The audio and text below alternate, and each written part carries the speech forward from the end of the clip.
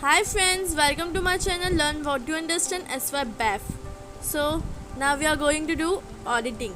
First lesson vouching. Audit of vouching में कौन सा part? Audit of income part 4th. हम लोग अगर आपने देखा होगा तो मैंने पहले आपको बताया कि मैं ऑडिटिंग विपुल के बुक से प्रेफर करने वाली हूँ, राइट? सो बाद में मेरे को बोला किसी ने कि मनन ही प्रेफर करना बिकॉज बहुत सारे कॉलेजेस में मनन चालू है, राइट? और ज़्यादा कुछ डिफरेंस नहीं है मनन एंड विपुल में, बस विपुल में पॉइंट ज़्यादा है एंड उसका पढ़ने का जो कंटेंट है वो इजी लैंग्वेज में है एंड विपुल में एंड मनन में कंटेंट लिमिटेड है एंड उसके लैंग्वेज बहुत हैवी मीन्स वैसे इसके लिए सो नाउ हम लोग मनन ही प्रेफर करेंगे, ठीक है? अगर हम लोग ने विपुल से जब किया था तो हम लोग का वाउचिंग एक लेसन था, ऑडिट ऑफ इनकम एक लेसन था. एक्चुअली में ये सब वाउचिंग के अंदर ही आता है, audit of income, audit of expenditure. Okay, so हम लोग फर्स्ट से वाउचिंग करे, उसके अंदर ऑडिट ऑफ इनकम का पार्ट और ये हमारा वीडियो कौन सा है? पार्ट 4 का. इससे पहले वाले वीडियो में जिसमें हम लोग ने ऑडिट ऑफ इनकम किया हुआ है, हाँ, उसमें आपको बहुत सारे पॉइंट्स मिलेंगे, स्क्रैप सेल्स वगैरह. मैं वो सारे वीडियोस डिलीट नहीं मारा यूट्यूब से, वो सब चीज़ भी आप प्रेफर कर सकते हो. और जो अभी हम लोग मेन मसाला जो हम लोग मनन के इसमें से पढ़ने वाले उसकी तरफ चलते हैं. That is audit of income and revenue. पहली बात ही ऑडिट ऑफ इनकम होता क्या है? हम लोग ने ऑडिट ऑफ इनकम के अंदर हम लोग ने बहुत सारी चीज़ें देखी थी, बट एक्चुअली में ये ऑडिट ऑफ इनकम क्या होता है? सो पहले तो रेवेन्यू या इनकम वो क्या है? हमारा gross inflow of cash, right? वो हमारा कैश का फ्लो है जो हमारे पास रहता है. नेक्स्ट और फिर उसको हम लोग अभी कैसे करेंगे? Amount excluded. थर्ड पार्टी ने जो अगर हम लोग ने वो अमाउंट किसी थर्ड पार्टी से रिकवर करवाया है, amount collected on behalf of third party, हम लोगों ने किसी और के बिहाफ पे किया है, तो वो अमाउंट हमारे इसमें इंक्लूड नहीं होगा, वो क्या हो जाएगा? एक्सक्लूड हो जाएगा. Nature of evidence required. अब नेचर क्या होना चाहिए? अकरेंस, कंप्लीटनेस, मेजरमेंट, ये सब कब हुआ है, कैसे हुआ है, उसका प्रॉपर डिस्क्लोजर होना चाहिए. Revenue is disclose, classified and described in accordance with recognized policies and practices and relevant statutory requirement if any.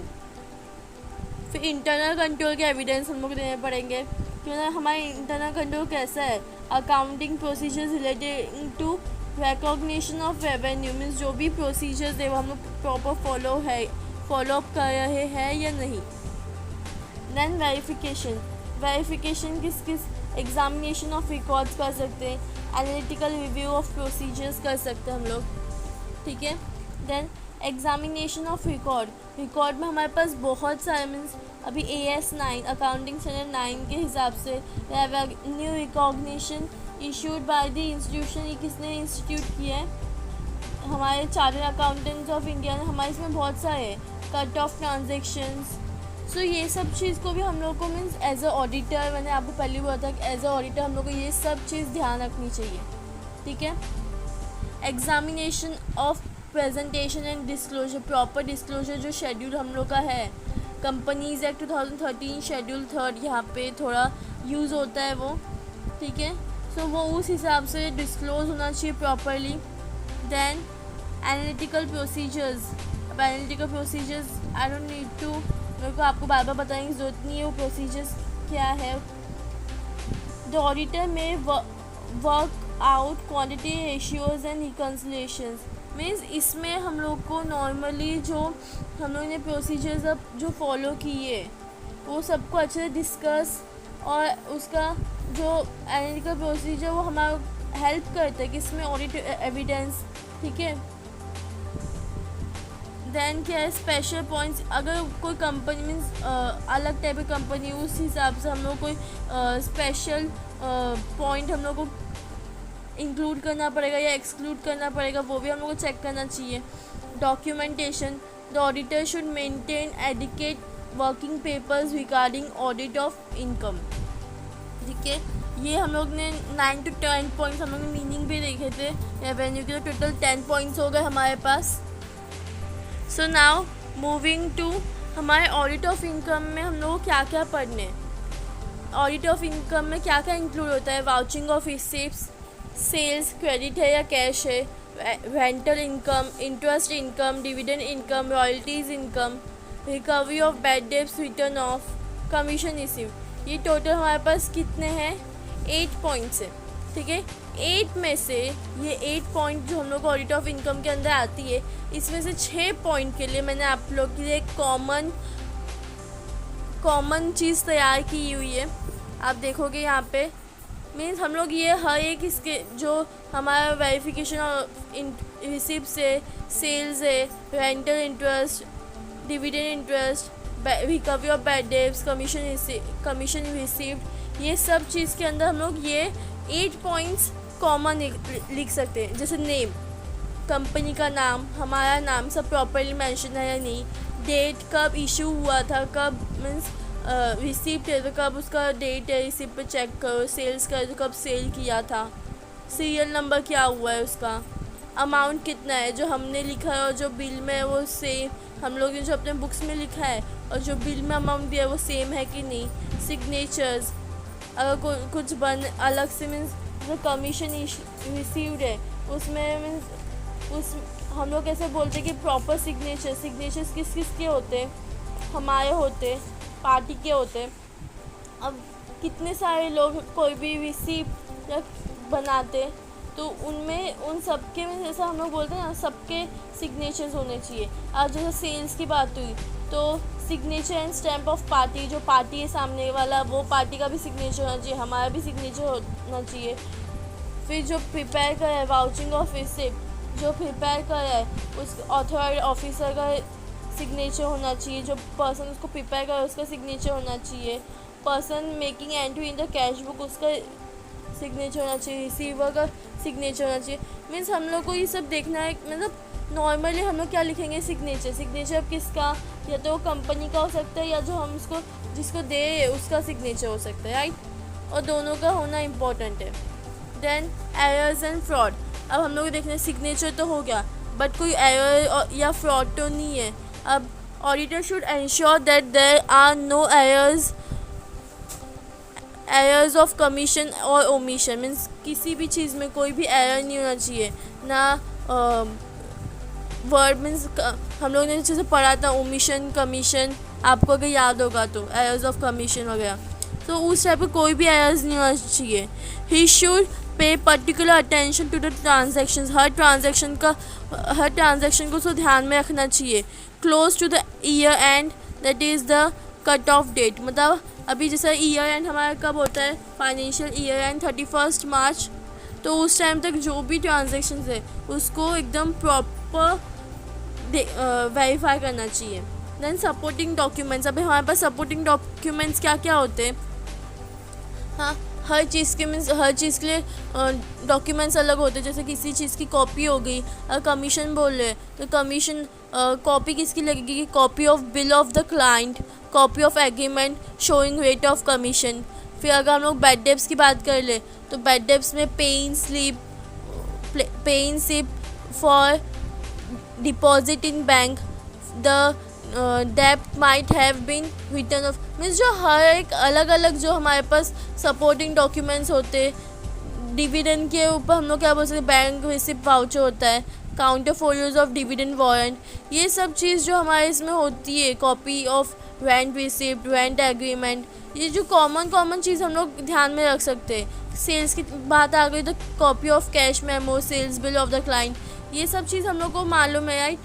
तो ये हमारे सपोर्टिंग डॉक्यूमेंट्स में यही चीज़ इंक्लूड होती है। एंड प्रॉपर अकाउंटिंग मतलब क्या? हम लोगों ने प्रॉपर अकाउंटिंग हेड में उसको डाला है या नहीं। ऑडिटर शुड सी दैट अगर सेल्स है तो सेल्स या फिर कमीशन जो भी है आप properly accounted in the books, ठीक है।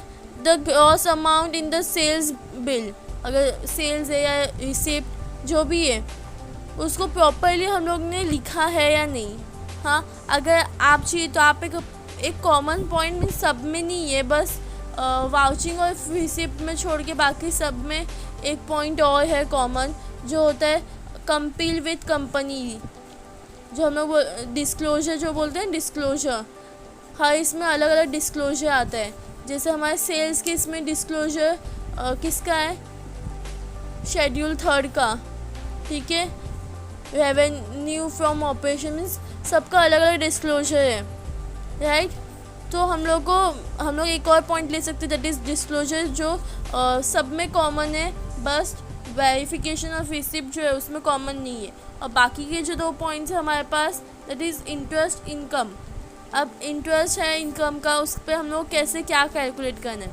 रिसिप्ट है, हाँ, inspect the counterfoil of carbon copies. हम लोग कार्बन कॉपीज रख के जो रिसिप्ट इशू करते हैं उसका जो हमारे पास काउंटरफोलियोज है वो सब चेक कर सकते, टर्म्स चेक कर सकते। Examine the agreement if any which may be in the form of a letter or even a receipt receive from the borrower, ठीक है। इंस्टॉलमेंट, कितना इंस्टॉलमेंट है, कैसा मीन्स कितने इंस्टॉलमेंट्स में टोटल हम लोग कंप्लीट करने का था। If instalments are also received along with interest, see that only the interest element is credited in the interest account. अगर हम लोग interest and investment instalment and interest दोनों साथ में दिए है, तो दोनों को प्रॉपर अकाउंटिंग हेड में हम लोग को पास ऑन करना चाहिए। Then recovery, in case of company see whether the interest and principal are regularly recovered. अगर कोई कंपनी में हम लोग को प्रॉपरली रिकवर हो रहा है कि नहीं हो रहा है टाइम टू टाइम। फिर wait means rate of interest क्या है, कम तो नहीं है, ज़्यादा तो नहीं है, एज पर कंपनीज एक्ट के बराबर ही है। देन TDS अगर मीन्स क्या है, if interest is received net of TDS, see that interest is shown in the accounts gross of TDS so that the amount of TDS is shown as TDS। पहली बात होता क्या है, tax deduction on saving, means जो भी हम tax deduct होता है, ठीक है। हम लोग को जो TDS का सर्टिफिकेट वो हम लोग को रिसीव हुआ है कि नहीं हुआ है, कंपनी है तो उसको रिसीव हुआ है कि नहीं हुआ है। अगर हम लोग रेंटल बेसिस पे मीन्स जो भी है वो हमारे पास वो प्रॉपर सब चीज़ का एज ऑडिटर हमको सब चीज़ प्रॉपरली चेक करनी पड़ती है। Reconciliation, obtain the schedule of loans and advances, ये सब मतलब ये सब चीज़ हम लोग को मालूम है, ठीक है। बट वो बोलते ना जब हम लोग चेक करने जाते हैं तो हम लोग को पॉइंट्स याद नहीं आते। इसके मैंने आपको कॉमन पॉइंट्स भी दे दिए, बस ये दोनों इंटरेस्ट ऑन इनकम और रॉयल्टी के अंदर आपको कुछ मीन्स पढ़ के जाना पड़ेगा, थोड़े बहुत पॉइंट्स। इसमें भी देखो आप डिस्क्लोजर आया है, according to revise schedule 3 interest received in is disclose in the statement of profit and loss under the main heading other income, ठीक है। देख हर इसमें हम लोग को शेड्यूल दिया हुआ है, डिस्क्लोजर दिया हुआ है और मोस्टली शेड्यूल 3 ही है। अब हर चीज़ में अलग अलग पार्ट में वो डिवाइड हुआ है। शेड्यूल 3 भी हर इसमें हर एक, जैसे हमारे पास डिविडेंड था, सेल्स था, हर चीज़ के अंदर वो अलग अलग तरीके से परफॉर्म करता है, ठीक है। अब आते हैं हम लोग रॉयल्टी ऑफ इनकम पे, दैट इज़ हमारे पास एग्रीमेंट, उसको प्रॉपरली चेक करना चाहिए। करस्पॉन्डेंस विद द पार्टी, उसको चेक करना चाहिए। Calculation for the royalty receive, कितना मीन्स प्रॉपर है कि नहीं है, प्रोविज़न क्या है उसके लिए। Check provision as regard recovery of short working, see the provision as regard short working recoverable by license is made। जो भी है प्रोविज़न क्या है उसे कैसे हम लोग को वो सब चेक करना चाहिए। रिसिप्ट है जो हम लोग ने रिसिप्ट रखा है वो सब चेक करना चाहिए। And last FC earnings. FC earnings क्या होता है, earning in foreign currency from royalty shall be disclose as additional information by way of a note. अगर हम लोग ने फॉरेन करेंसी के फॉर्म में अगर हम लोग रॉयल्टी रिसीव की है तो हम लोग को उसको अलग से एज अ नोट करके उसको अलग से एडिशनल डिस्क्लोजर देना पड़ता है, ठीक है। सो हमारे पास हम लोग ने ऑडिट ऑफ इनकम एक ही इसमें आज हम लोग ख़त्म कर दिया। मैंने आपको अलग अलग ये नहीं किया, एक ही सर आपको पूरा एक्सप्लेन कर दिया, ठीक है। हम लोग के पास कॉमन पॉइंट्स भी थे, हम सब वो सब गो थ्रू करेंगे। And of course audit of income अगर एग्ज़ाम में आया तो आई होप आप लोग को बहुत ईजी हो जाएगा, क्योंकि कॉमन पॉइंट्स भी बहुत ईजी है, right. So thanks for watching. Please like, share and subscribe.